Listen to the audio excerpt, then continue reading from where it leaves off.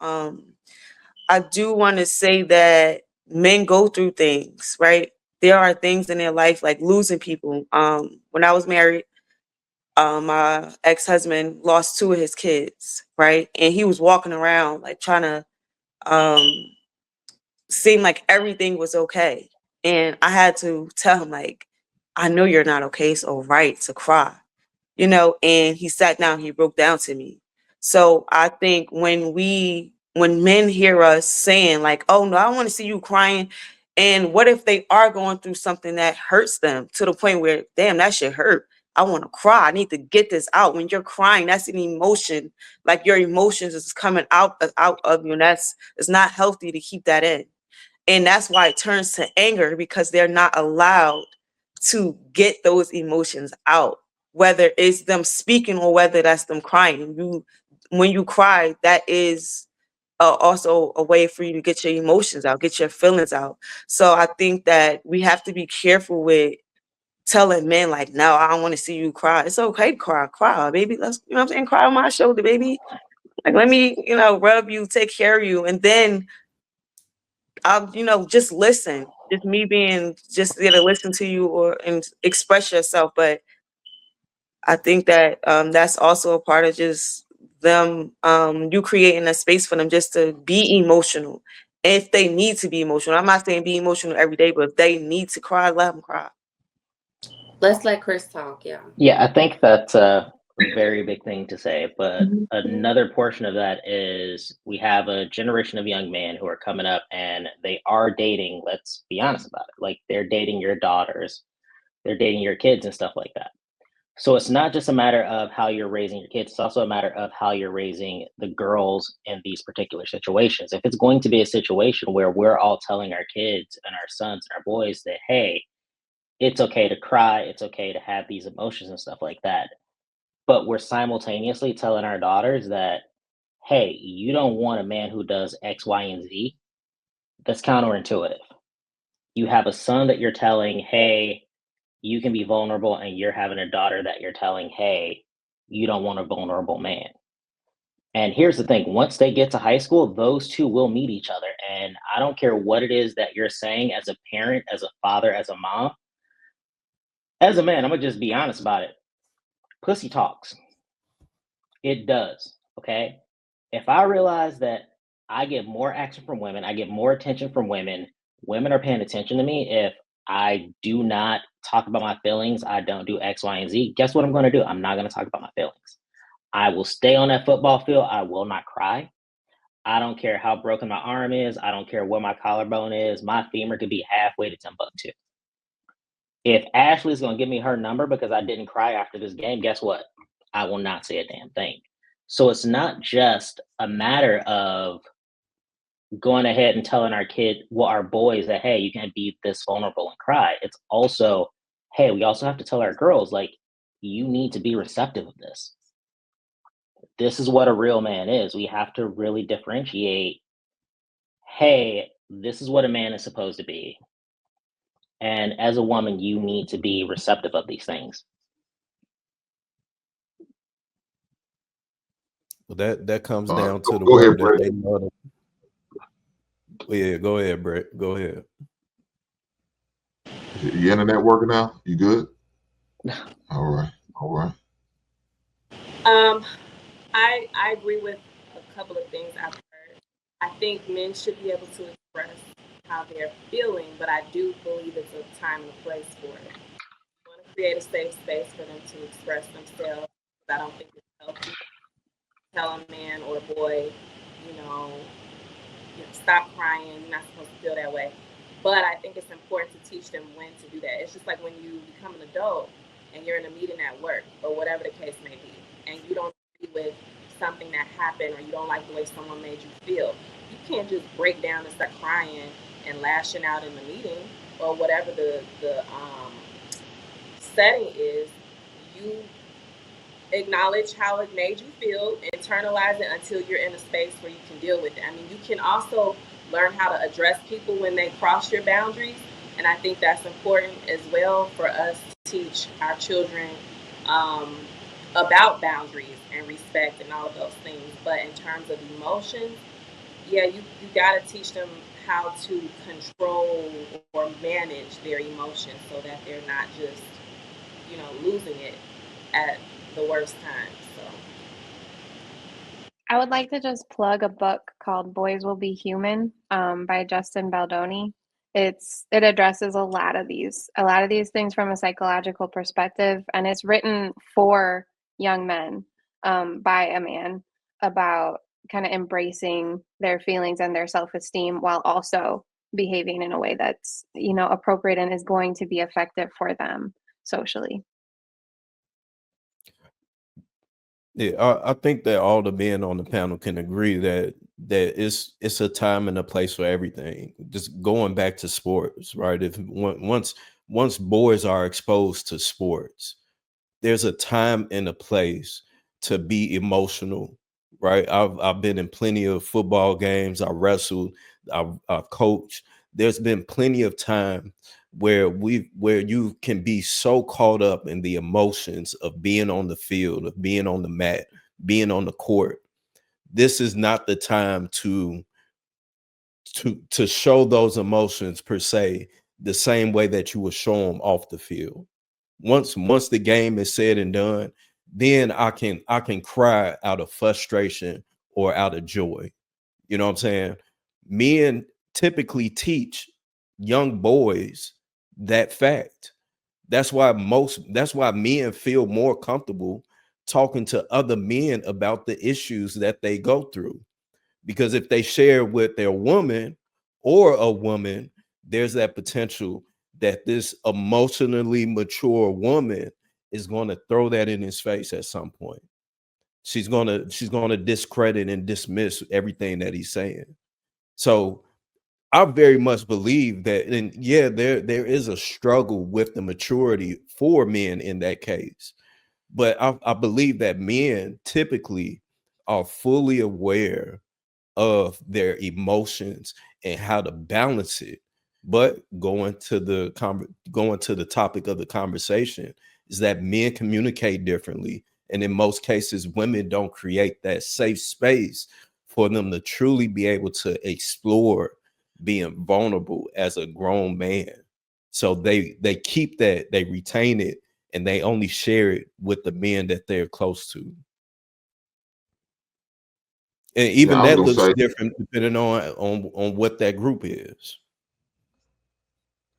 yeah, I was gonna say, as men, if any of y'all ladies ever took your sons to the barbershop and you would see how things was communicated, but when a lady walks in, or sometimes even when a child walks in, how the conversation would totally change. It might go silent. They might not say a word.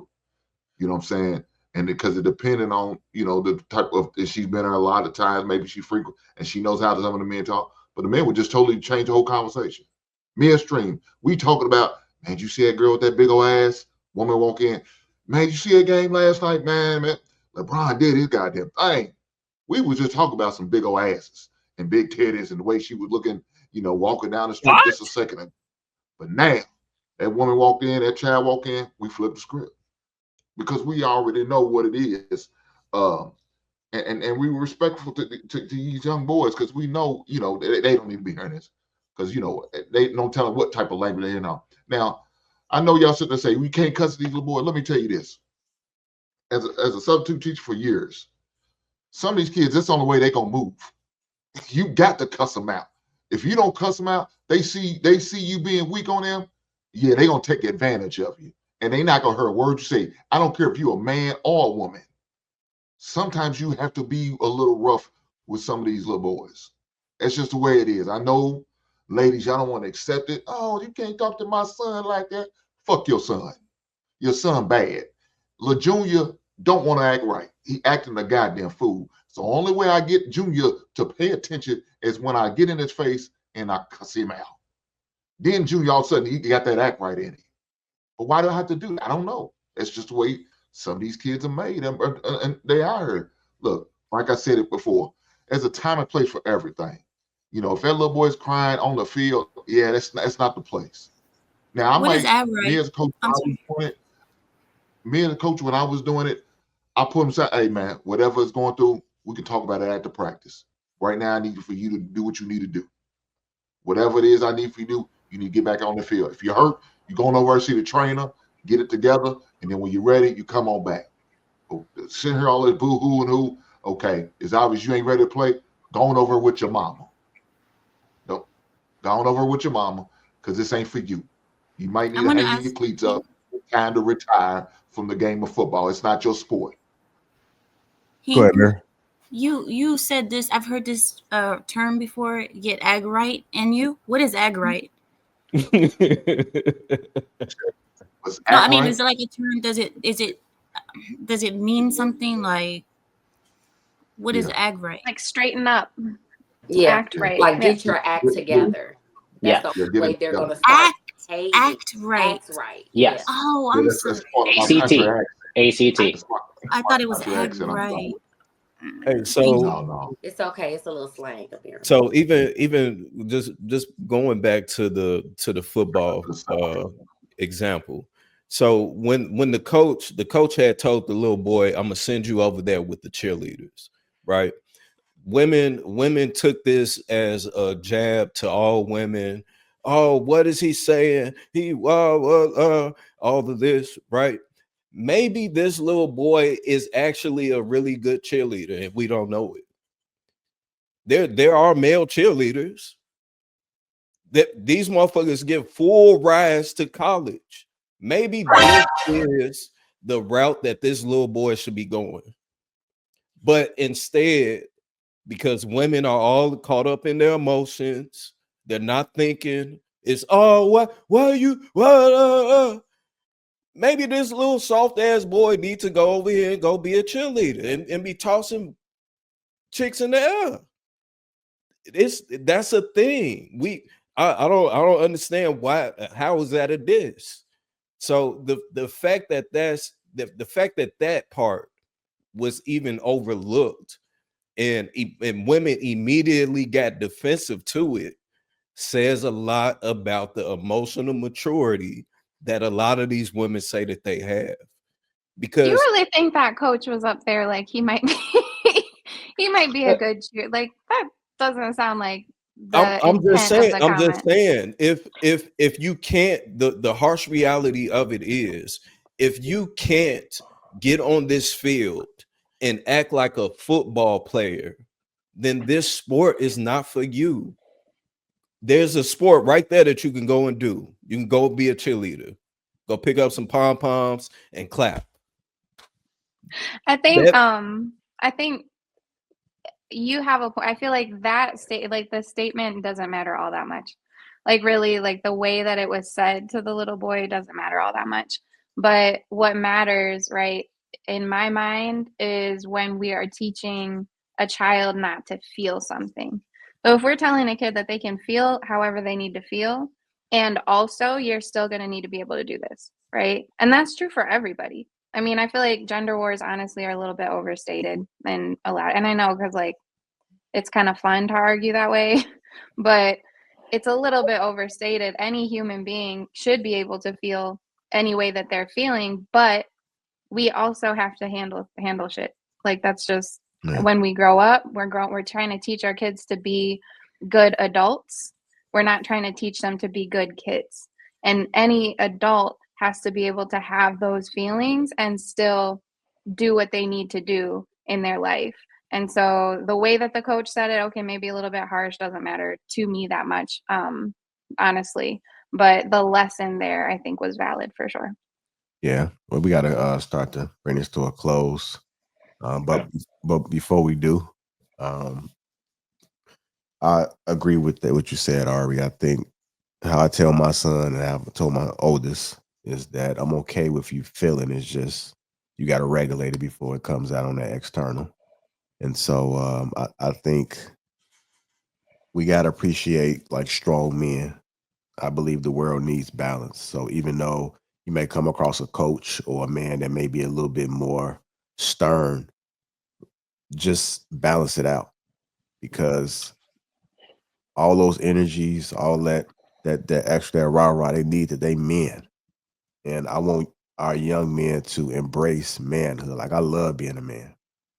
I love being a man. I just can't even fathom how men can like men. I just don't get it. Like there's so much like fulfillment with just being a man. And my shout out to my grandfather for teaching me that, man. I embrace everything that come with it. I love problem solving. Like I love being able to take the weight of everything in the house. I love for everything to fall on me so that I can figure it out. Like there's nothing like a woman being able to turn to you and to ask you for guidance and ask you your opinion. To ask you like, what should I do when it comes to this situation? Or if something happens and then you just know what to do. You know, like one of the things that I would tell any man when I teach my boys, if you ever have a water issue, find out where the water supply is and turn the water off. That's how you prevent any further damage. Is to cut the water supply off. Like you'd be surprised how when you deal with a furnace, just changing the filter can just make a difference. If you got a car, the changing the oil, that's the life of the car. Every 3,000 miles. If the sticker gone, call the place that you last got your oil changed and figure out what the mileage was when you went there. It's just like this. It's like the simple thing. Like these things are fascinating to me, and so we got to get men to embrace being a man. And the only way you're gonna be able to do it is by having a manly man in a life. And I 100% agree with Amir. You can't teach. I don't think women can teach a man how to be a man. Same thing. Like, cause my daughter, I adore my children's mother. Like I'm a, she's a good example, a good role model for my daughter. And I say that's why I want you to lean on her in order to be that woman. But I'm gonna come in with the extra because she's not a man. So whatever she can't teach you, I'm gonna be able to fill in the gap.